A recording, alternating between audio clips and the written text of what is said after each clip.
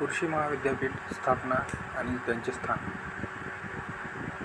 Point number 1, Mahatma Phule कृषी विद्यापीठ याची स्थापना झालेली आहे 1 जून 1968 आणि स्थान आहे राहुरी, अहमदनगर जिल्हा.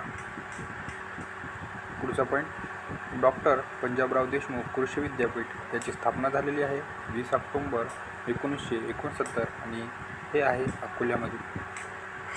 पुढचं, डॉक्टर बाळासाहेब सावंत कोकण कृषी विद्यापीठ याची स्थापना झालेली आहे 1972 आणि हे आहे दापोली, रत्नागिरी येथे.